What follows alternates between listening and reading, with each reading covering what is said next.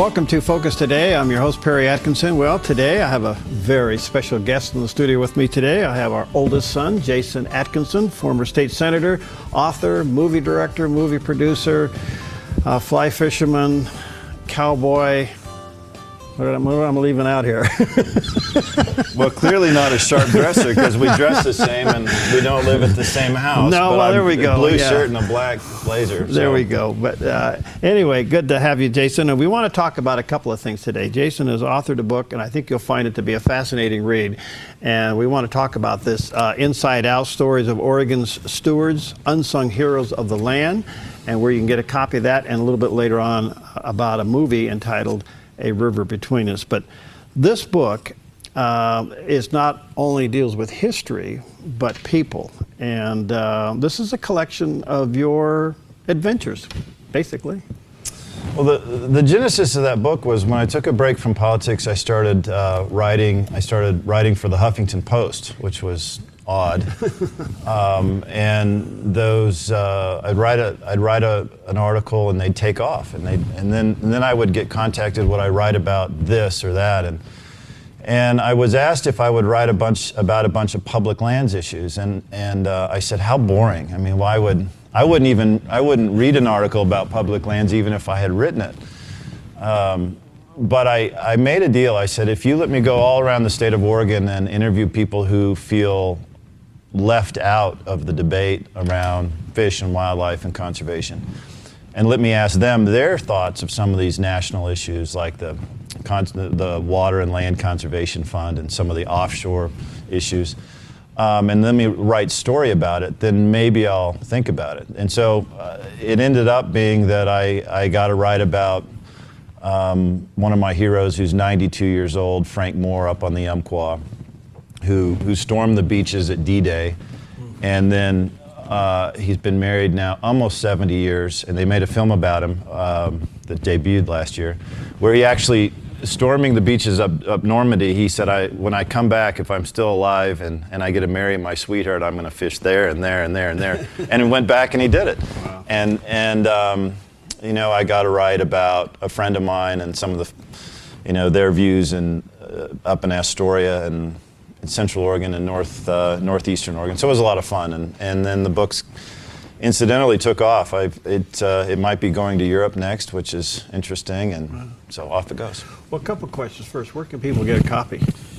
Right now, people can get a copy on my website, which is jasonaatkinson.com. Okay. So it's there. It's at the Fielson store in Portland, Oregon. It's at Royal Treatment in Portland. It's about to be with Frank Amato Publications, and then after that we'll see if Amazon. So it's still a little bit early, but that's where it's at. Easiest way is on my website, or actually I give a talk in Medford on the 18th, and I'll have them there. And so that'll be at the Criterion, I think. Yeah, and some folks are thinking that that has to do with the film, and I'll play excerpts of the film, but that's not the showing of the film. They've asked me to give a talk on the Klamath. Unsung heroes. So what did you learn from these guys? I mean, I've read the book. I read a couple of the chapters twice. The stories are unbelievable that these people are out there and they're living in this state. But what did you learn from them? Well, I don't know. It's so much that I learned is that I wanted an audience to learn, and that is that, you know, we live in this hyper-partisan world where if you care about the wild environment, then, you know, the outside, well, then you're on one party, and you're usually urban, and and so there's all those silos, all those definitions, and if you're not, you're over here. But as you know, as you and I know so well, that, you know, if you're a farmer, if you're in agriculture, if you're in rural America somewhere, and your work is done, what do? Well, you go outside and you hunt and you fish and you do all these things. And so how can the people who are so most closely associated with the outdoors be completely left out of the debate and considered the bad guys? Mm-hmm. So it was more of an opportunity to start to reshape what I think conservation is in this country, which is largely, you know, what the film is too. But I think one of the things I'm working on, a little preview, is if you look at American history, we've been through 3 times where we've had a major shift in American conservation. The first time was Lewis and Clark in America's greatest taxpayer-funded camping trip, which opened the West. And for good and bad, you can't look back and play, revisional history. I mean, there was good and there was bad. The good, obviously, is that, we all live in Oregon now. The second time is with Teddy Roosevelt and wise use. And if we were going to create the national parks, America's greatest idea, as Ken Burns called it. And then we're going to have a forest service, and we're going to dam a river, and we'll put in a fish hatchery. And you had the way of that we're going to bend nature. 1973 is the third phase of conservation, where Richard Nixon, Republican, signed the Endangered Species Act, and you're going to have at the time there was a public service announcement of a Native American crying on television, have to do with recycling, and you had Earth Day, and you had all this do-gooderisms in the early 70s. 10 years later in the Northwest, it's a declaration of war. So what I argue, is when partisanship stepped in, and rightfully so, because it appeared that the federal government cared more about a species than it did a people. What I'm advocating now, as I move around and give talks and books and films and all that stuff, is that to go forward in this country now, instead of endangered species and all the lawsuits and all the micro industry that has grown up around those lawsuits, now we move towards endangered habitat. The only difference is that in my world, you have to involve small communities as part of habitat. So you have to care that Lakeview as a community succeeds as much as there's lawsuits around the forest. If you include people in their decisions about their destiny, not only will fish, wildlife, and habitat be better, but so will small communities. Those who you have interviewed, were they reluctant to tell their story at first, or were they happy to know now the story could be heard? The nicest, probably, I collect letters. And sometimes print emails, but it's nice when somebody hand writes you a letter. In the last chapter, there's a gentleman in there, a hero of mine, and who passes away. And I talked to him a couple days before he died, who's one of the last remaining day rider cowboys. And as the book came out, I sent a pre-copy to his wife, his widow, and she sent me the most beautiful letter that one of the most beautiful letters I've ever received, thanking me for getting it right. I had a lot of folks who were a little reluctant to go, what's Atkinson doing? And then they read it and they say, send me 50 copies and I want to get them all out. So it's really interesting. The folks who were in it were shocked that, for some reason, that I got their story right. So that's been a good thing. All right, before we transition into the movie, where do you think this debate is now? Where is it going? I mean, we're in a shift. We've seen the extremes. The pendulum swings both ways. Where do you see it now? I think it is rudderless and doesn't have any leaders. I think that the fundraise model that is used on the left is worn and tired. I think there's a whole swath of Americans that feel that being called the bad guy is wrong. And I think that perceptions of how do you manage the natural world in this country are changing. Look at my son, your grandson. He doesn't know. He doesn't know about the endangered species time in Oregon in the 1980s, but he does know not to walk across salmon beds. That's not a political thing. That's just a cultural shift. So I think in this country it's time to redefine how that is, and I think there's new leaders in this debate that have to emerge. Can we do this? Can we all get along? Can we make this happen? Only if there's grown-ups. There's not a lot of grown-ups, and there's not a lot of incentive for folks on the left, let's say, to get along with folks on the right, because unless they have a species-specific lawsuit and fundraising model, it doesn't work. So if we've seen on the Klamath, it's amazing to me that, as we'll talk about in the next segment, if you look at the Klamath knot, as it's called, folks on the far left are against it because they don't get 100% and because they can't raise money off of the tragedy. Same thing a little bit to our friends on the far side of the right part of the aisle. But I think if there's grown-ups that say, let's slow down and talk to each other and learn how to listen and are honest brokers, I think people can get along. But there's always going to be sides. All right, the book is called Inside Out, Stories of Oregon's Stewards and Unsung Heroes of the Land. There's a picture there on the screen. Let me encourage you to go to Jason's website, and that's jasonatkinson.com. Correct. And you can get a copy of it there. I tell you one thing you're going to learn from this. You're going to learn, first of all, incredible stories of real people, fascinating bits of history about Oregon that you probably never knew existed, and what's really going on out there. The people who literally live on the land, live from the land, and how they're good stewards of it, and what's happening to them. This book is the beginning of them getting a voice, and let me encourage you to get a copy of it. It is fascinating. Not only do I, for the selfish reason, I want you to get a copy of it, but for the obvious reason, I think that there is something for all of us to learn in this. I don't know, is there a sequel to this? Are you thinking I don't know. I mean, if it takes off, I'm working on 2 other book concepts right now. One revolving around the film and the real story behind the film, and then one on an idea about organizing politics horizontally rather than vertically, and that's. But is there a sequel? I mean, I'd like to. I mean, if I can go around the state and interview heroes, that'd be great. That'd be great. There's a whole swath of people who said, "Why didn't you talk to me?" And so, there you sure, go. I'd love to. All right, we'll take a quick break. When we come back, we're going to give you a little bit of an insight of something that's been in the making for a long time. It's a movie entitled A River Between Us that Jason produced. We'll be right back.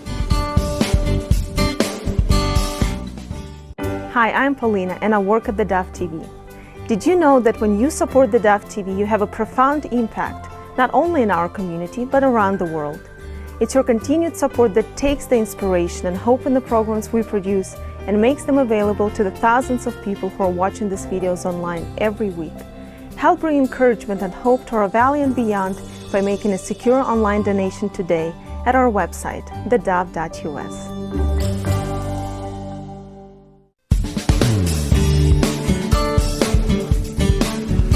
Okay, we're back, and special guest today is our oldest son, Jason Atkinson, former state senator and author and filmmaker. Now, we want to introduce to you an incredible adventure. You've been on this how long? How long have you been working on this movie? Well, okay, 4 years. 4 years? It's been that long? All right, and the actual production of it, and it's now done. It's entitled A River Between Us. Before we play the trailer, set it up. The largest conservation project in American history. That's a big statement.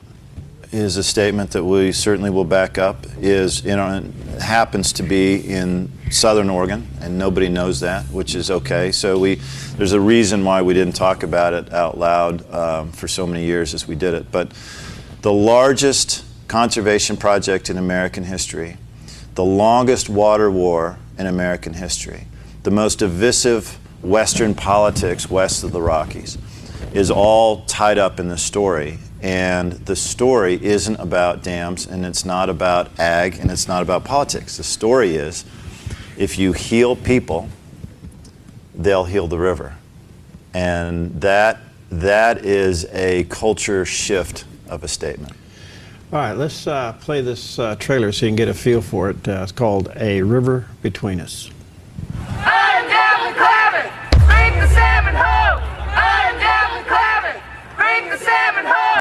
The Klamath River Basin stands to become the largest river restoration project in the United States history.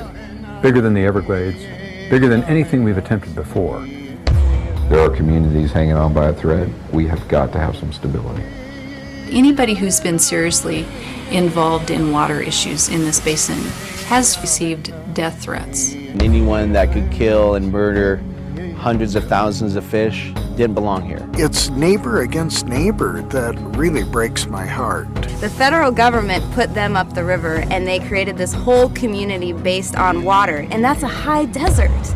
They were not here, neither were the cohos. Look at the tribal legends. Oh, screw the tribal legends. I think that they still see this as a win for the Indians. I think that scares them. Well, I think there's racism in this country. I think there's racism in the world. I think the valley is reflective of that. No more of this red tape. We say it's white tape. I don't care if you're a Republican or a Democrat or Tea Party or progressive or green. I don't care. Fix this issue. No one did anything wrong. It's that these decisions all made sense at the time that they were made, but the problem is they overallocated the basin and created bitter disputes. People don't even think about, what am I living on? Whose back am I living on? A dozen different ways to make power, but there's only one Klamath River, and there's only one salmon run that God made. Because you are praying for the wrong thing. You're praying for the pot of gold at the end of the rainbow. You're not praying for the right thing. I truly believe that when the river is restored, we will see our people heal. I can't in good conscience go back to that other place. I can't do it.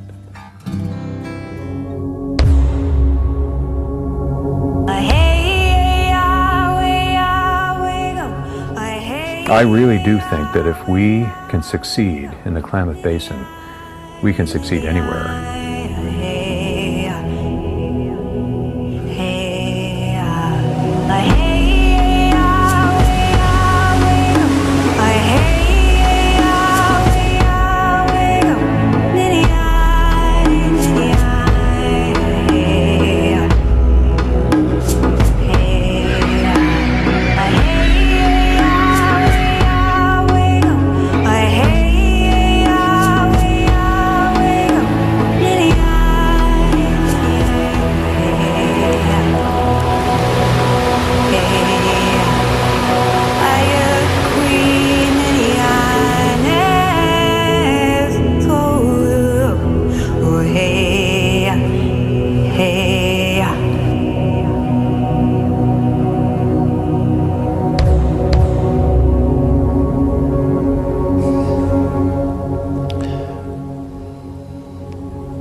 Well, pretty fascinating, and this called The River Between Us. And first of all, when do you expect it to go public and be released?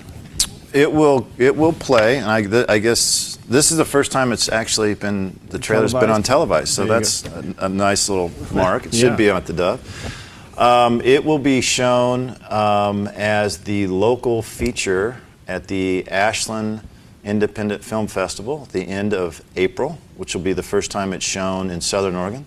And we'll probably do a theatrical run after that, surrounding that. We're doing some small screenings around. I was in San Francisco. We're going to do a small one in Portland. And so it'll probably go public in theaters and probably hopefully nationally, which is part of the plan, later in the spring. But just if your audience is curious, it's not at the Criterion in a couple of weeks or next week. It's in April, Southern Oregon, which is great. All right. It started out to be a documentary about the river, ended up being a unbelievable story about people coming together and seeing, and the term, I don't know if our audience caught it, the largest restoration project in the world. Nothing's been attempted this big. This movie is the catalyst to make that happen. You were changed by making this movie. You interviewed, I don't know how many people, but you interviewed a lot of people, from farmers to ranchers to fishermen to Indian tribes to politicians. I mean, the list went on and on and on. It had a twist for you, didn't it? More than you thought. Well, we had a couple of issues, and for me, I said the entire time, we're not making something for the region, for Oregon, that's for local. We're making a national story. So make this story matter to someone who takes the subway to work. And I think for the 2.5 years that we're actually in production, that we said that every day. So all of the folks, director, all the art directors, director of photography, everybody had a national story in mind. And when you go out on these adventures, it's interesting. One of the things that we did, or was important to me as we wrote, was we want to treat the audience as smart. So many documentaries lead or jade or take the audience somewhere that they're already at. And in order for us to reach somebody that doesn't care about the West, cowboys, Indians, and fish, and takes a subway to work, I very strategically said we're going to make sure that the audience is smart. So we had those heavy things on us, but still there's a journey of discovery. I mean, of course, I know the story, I know all the folks, I know, why I'm interested in this. But it hit us on a very long trip. I think we were out shooting for 8 days, and it was just, the batteries aren't working, and the place where we're supposed to stay wasn't available, and there's so many variables. And it hit us hard one day that we realized we were seeing people live the Beatitudes. And that was remarkable. And we saw in tests people that we tested it with and who couldn't find this place on a map, but fell completely in love with the fact that something was happening, that people were being touched. So we had audiences, very urban audiences, reacting, and they'd be crying, and I'd say, "What did you like? Was it I don't know why I like this film so much," and what it was, blessed are those who mourn, blessed are the peacemakers, blessed are those, the big one was, blessed are those who show mercy. Mm-hmm. And so you see people who haven't got along, who multi-generationally haven't even liked each other, start to live the Beatitudes. And when we figured out that that was the story, the film grabbed a life of its own. All right, we have another little trailer, I guess we could say, but it takes what you just mentioned, the Beatitudes, and kind of puts it in a short video form. Let's take a look at that.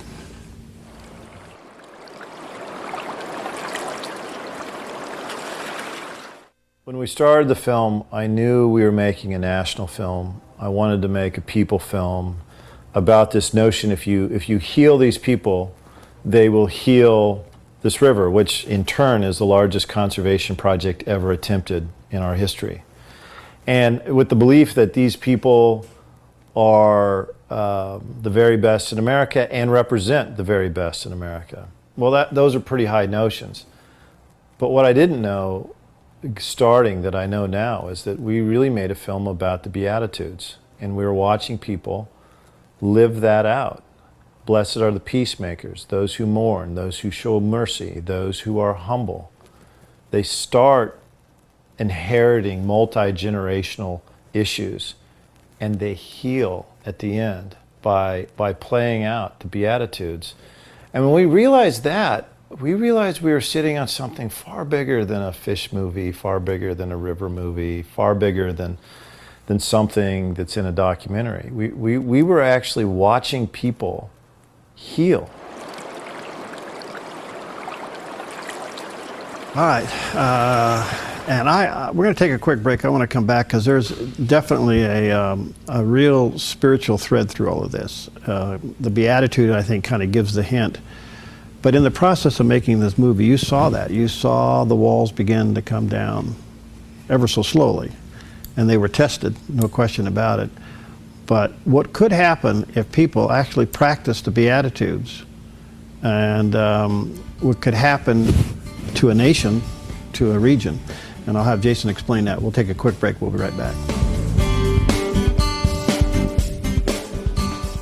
Hi, I'm Paula, and I work at theDove TV. Every day we get letters and emails from people who've been encouraged, blessed, and challenged by the programs on theDove TV. But we couldn't do it without you. Did you know that more than 90% of our income comes from people like you? You can help us continue to bring inspiration and hope to our community by making a secure online donation at our website, thedove.us, or call us at 541-776-5368.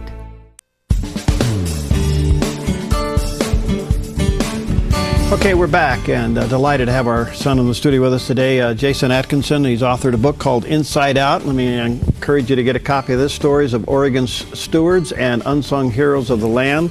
There's a picture of it. You can go to jasonatkinson.com and get a copy of it there.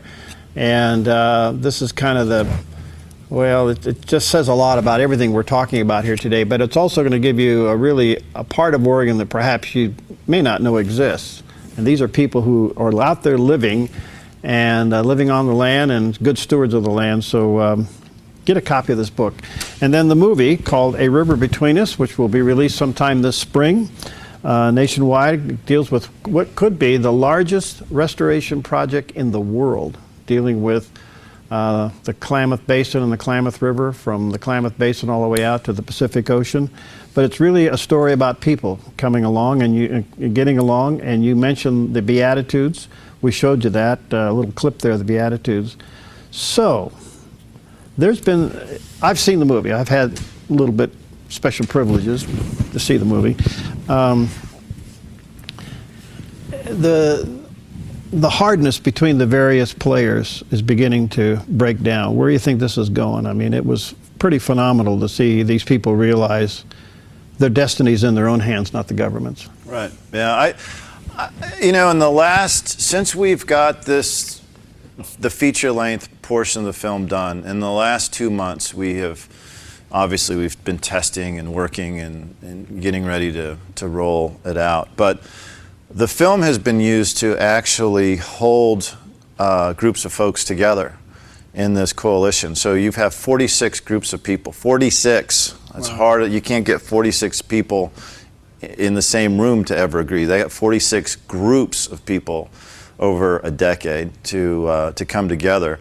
And we've seen the film be used as a way to really strengthen that coalition and keep people together and remind each other of their motivations.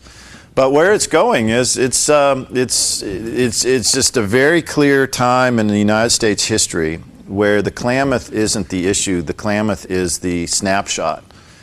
And the Klamath really does represent who we all are as Americans. If we do nothing, that's who we are. If we stay partisan on everything, that's who we are. If we dare to be big again, then that's who we are. And I think when this story gets out, the way we're seeing people respond to the real people side of this is we're on, very clearly, you're going to be on one side of history or the other. But the country is not going to be the same. This is one of those pivotal times, and this is a pivotal issue when we make it a national story, that this really says who we all are. So I am an optimist, and I believe and love public service. So I have to believe in optimism. I think 99.9% of people look at the Klamath and they look at it very closely, and they look at it as a local issue, and they look at it as a partisan issue, and they say, well, it's never going to happen. It's very fear-based. It's very, if you step back to the level where the rest of America is, I think it's time where the country's going to be great again. The consequences if they don't do this, if they don't come together. Status quo, missed opportunity, missed history, and the opportunity to keep people groups divided from each other. One of the most telling things is, in all the interviews we were doing, one of the interviews was very, person is not in the film, but as soon as the camera was turned off, he really told us what he thought about those Indians. And you got to step back for a second and say, wait a minute.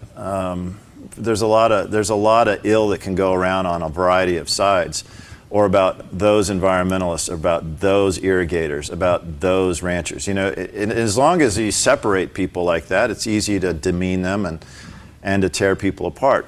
When you see people like in the film, I asked this guy, it was really pretty clever, because I'd go around and I'd ask the Indians, for Native American friends of mine, I'd say, so you keep mentioning the Creator.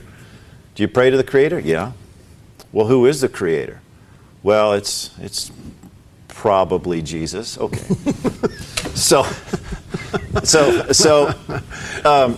The guys upriver, who do they pray to? What, you think you're praying to the same guy? You think you're praying for the same thing? So you're both praying to the same guy for victory over the other person. Well, what's going to happen there? It's great. Interesting. And so, those are the dynamics that start to happen. Well, be looking for it. It'll be out sometime this spring, in April, A River Between Us. And if you want a copy of this book, I think what you ought to do is get a copy of the book, read it before you see the film. I think it kind of sets the platform for the film. You can go to jasonatkinson.com and order the book Inside Out and get a copy of it. There's a picture on the screen, those watching on the Dove TV. Well, thank you, Jason. This is fascinating to say the least, and I can't wait till we can play the whole thing on the Dove TV. Me too. Yeah. Me too. And I want to say to the Dove viewers this morning, you saw something that nobody else has ever seen yet. You got to see the trailer on broadcast, so that's good. All right, Great thanks. day. All right, we'll be right back.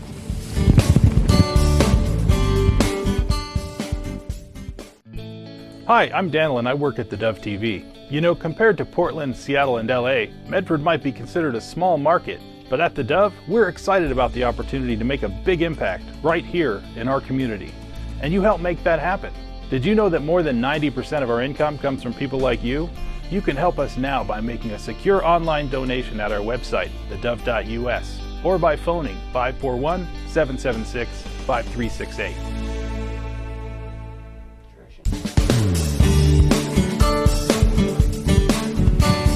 Hi, we're back, and delighted to have with us today David Platt. He's internationally known, and he's a pastor, author, and his new book entitled Counterculture. He's also the president of the International Missions Board and founder of Radical, but I want to talk to him about his book called Counterculture. Hi, David. How you doing, my friend? Good to see you. I'm doing great. It's great to be here. Yeah. Where are you? Where are we Skyping you in from? Are you on Mars or someplace, or where are you? I'm in Birmingham, Alabama right now. Good for you. All right. Down tomorrow morning, but I'm here for right now. Attaboy. Good to see you. All right. Thanks for being with us. Well, you kind of hit it head on in your book, Challenging Christians to Live Counterculturally. What do you mean by that? Well, basically, amidst the rapidly shifting moral landscape that we're living in our culture, I wrote this book, Counterculture, to encourage and hopefully equip Christians to stand with conviction and courage on some of the most pressing social issues around us in our day, and also with the compassion of Christ behind that conviction and the way we live.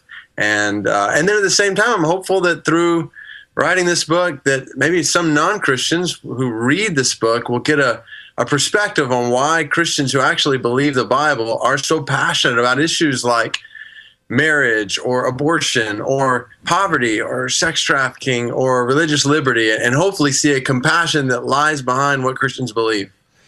Well, I'm seeing a lot of outreach in these areas, but also I'm seeing a lot of polarization in these areas. Some churches are just flat staying away from it. They're just not preaching anything that has to do with these social issues. They've been politicized. Is that hurting us?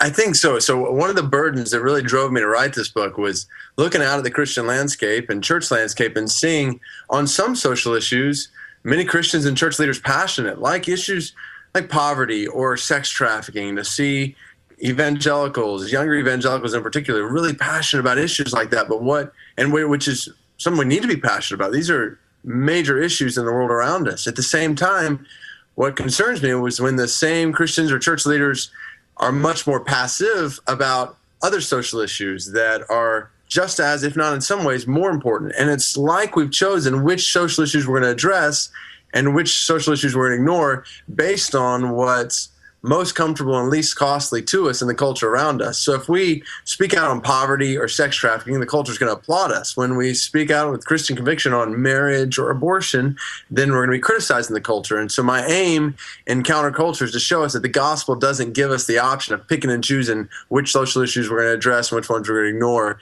If we're doing that, then our supposed social justice becomes a selective social injustice really quickly that misses the whole heart of the gospel that we claim to believe. Well, that's well said, because the two that are the most toxic are abortion and same-sex marriages.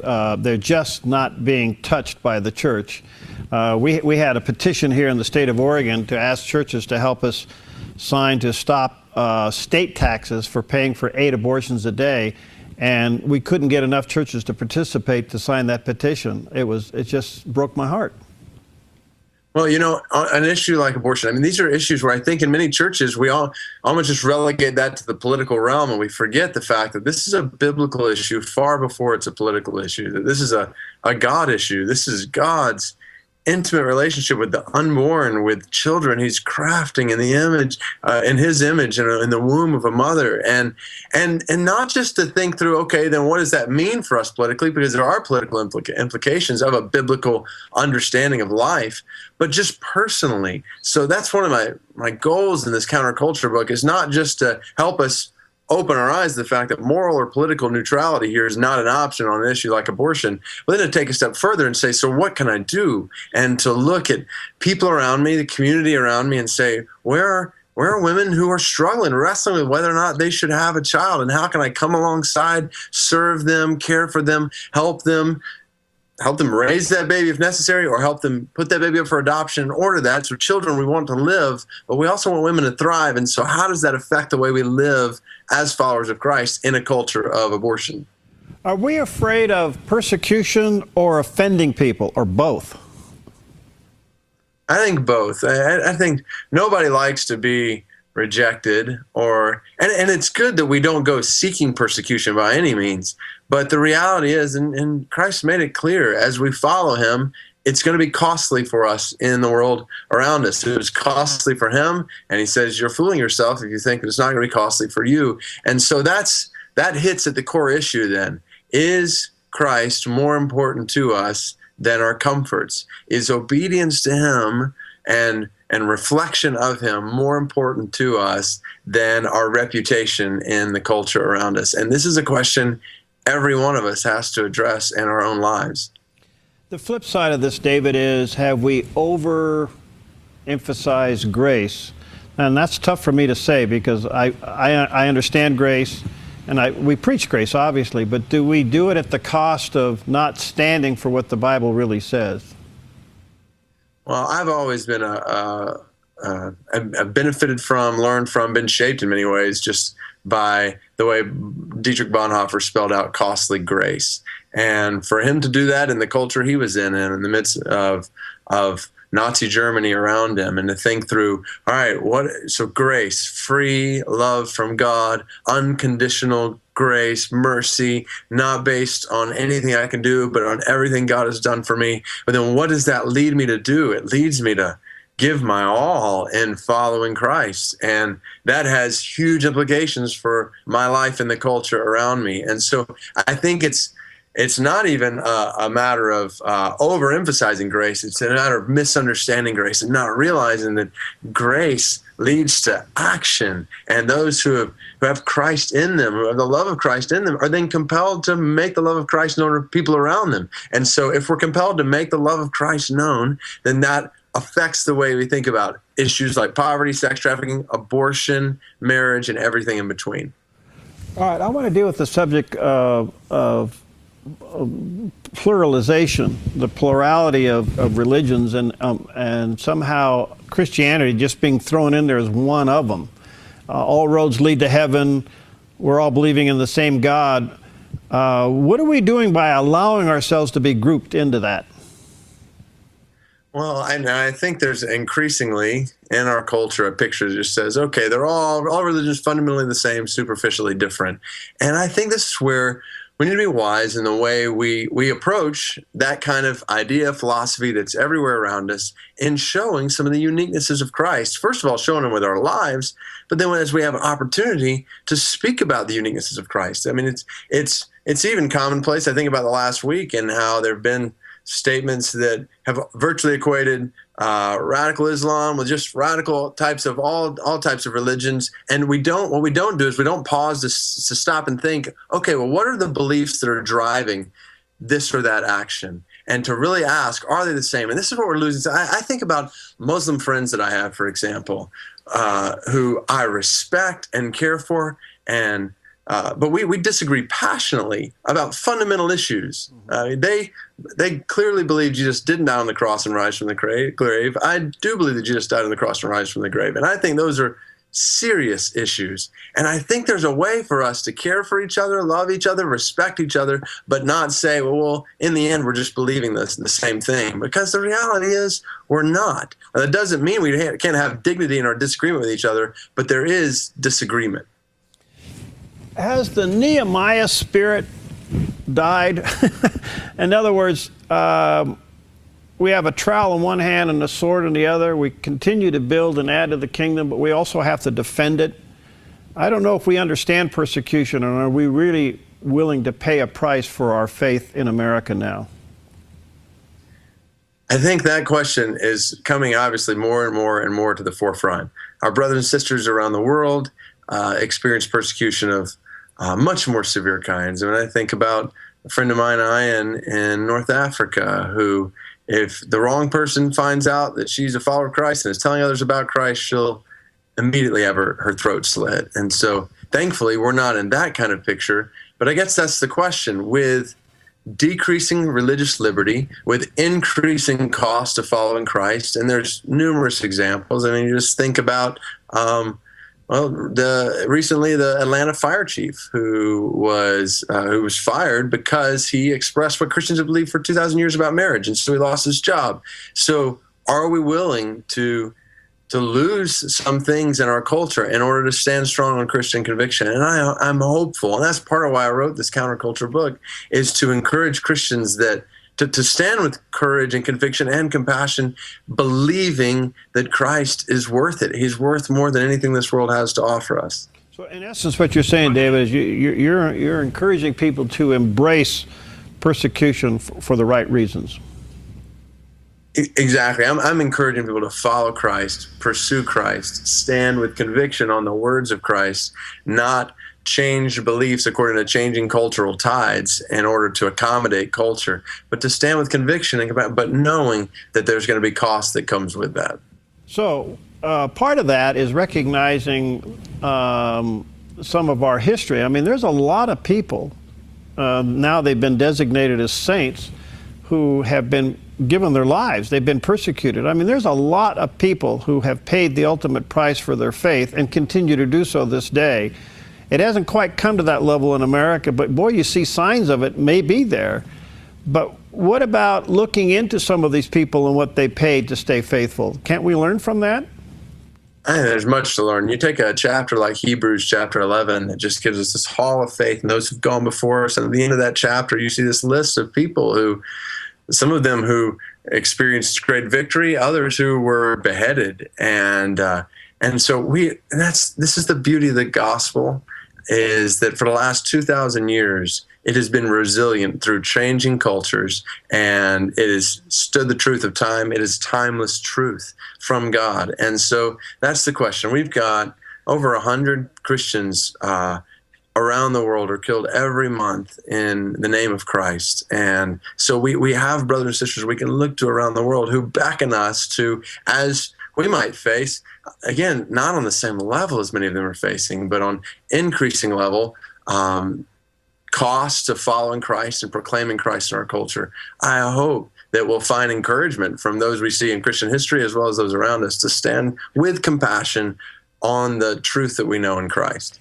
You know, it's so interesting, David, and I'm sure you watch it. Of course, we do here at the Dove Radio and TV. You see, America is certainly not lacking in churches and books and media. We're in all those areas, and I am thrilled that we are.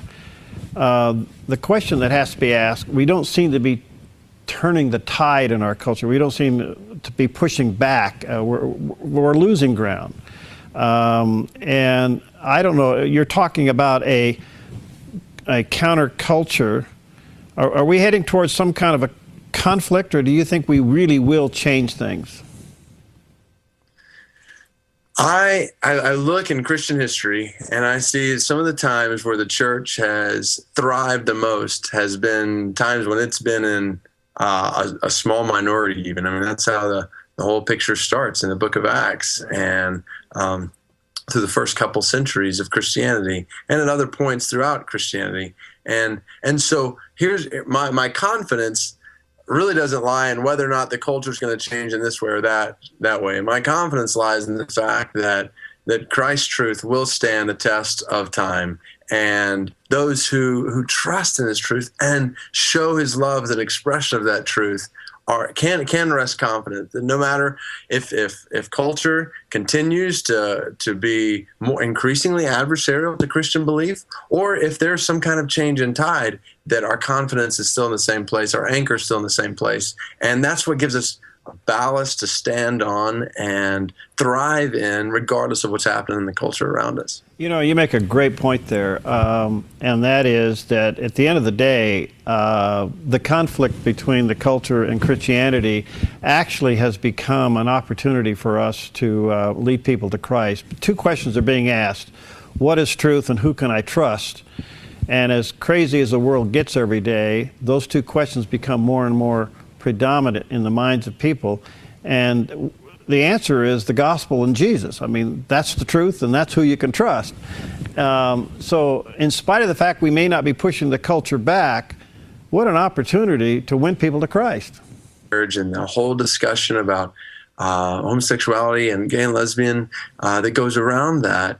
The reality is, as we talk about marriage, the design of God in marriage from the very beginning of creation is to be a display of his love for people, that a husband's love for his wife is intended to display Christ's love for the church, and the church's love for Christ is intended to be reflected in a wife's love for her husband. And so this picture, there's nothing better than God's design for marriage. And so this whole discussion provides an opportunity to share God's design for marriage, and in the process share the gospel. So as darkness, so to speak, surrounding marriage creeps in, the opportunity for light to shine, and a husband who loves his wife enough to lay down his life for her in serving her, and a wife who gladly follows her husband's loving leadership. This picture, we can't create anything better. God's the one who made it this way. God is good. And so the more we show that, the more gospel light will shine in the middle of the culture around us. All right, the book is entitled Counterculture. Where can people get a copy? They can get a copy at any number of places, really wherever books are sold or online. So counterculturebook.com is kind of the primary landing place for information. All right, and people want to get a hold of you, radical.net. That's correct. That would be the resource site that kind of is associated with all that I'm doing in ministry. Great. Well, about a minute left. What's next for you, David? What's when do you sleep? I've just stepped into a new role where I'm leading the IMB. It stands for International Mission Board. Basically, I'm convinced the greatest injustice in the world, and amidst all the things that I address in this counterculture book, I'm convinced the greatest injustice is that there are a couple of billion people in the world who still have little to no access to the gospel. They've never even heard of God's love in Christ, and that's just not tolerable. And so I'm praying. I want to be a part of a Moravian-type mission movement in the church in our day who says, just saying, this is not tolerable to us, and we want to get the gospel to every single person on the planet, and just praying that God would raise up tens of thousands of people who would go all around the world in all kinds of different ways, through business avenues, as students, as retirees, but to get the gospel to the nations, and that's what I want to be a part of. Great. How do people get involved with you on that? So imb.org is the primary place, and hopefully in the days to come there'll just be more and more avenues to connect along those lines, and hopefully just opening the floodgates of avenues for people to get overseas among unreached peoples. One last question before I let you go. Do you think that the Christians are prepared to, how do you turn the other cheek and love somebody that is involved in evil? You focus on the cross, and that's why I started this counterculture book at the gospel and ended there and all throughout, because this is exactly what Christ did. Those who were persecuting him, he loved. He's praying, Father, forgive them, for they don't know what they do. And so how can we reflect that? Only Christ in us can enable us to love like that. But look at people who oppose us in a variety of different ways, and who may even work in active opposition against us, to say it's worth it to the reflection of Christ, no matter what's going on in the culture around me. And the only way we can do that is through the love that Christ in us compels outside of us. Thanks, David. You're an inspiration. Keep up the good work. And again, if you want to correspond with him, radical.net, or take a look for the book, Counterculture. I'm sure it's in the bookstores locally as well as online. Thank you, David. Blessings to you. Let's stay in touch. Enjoyed it. Thanks. All right. God bless. All right. We'll see you next time on Focus Today. Hi, I'm Jim, and I work at theDove TV. Every weekday between 6 and 8 a.m., our award-winning news and sports team bring you the best morning show around. It's live, it's honest, and it's a whole lot of fun. And you help make it happen. Did you know that more than 90% of our income comes from people like you? You can help us continue to air local programs that share your voice by making a secure online donation at our website, thedove.us.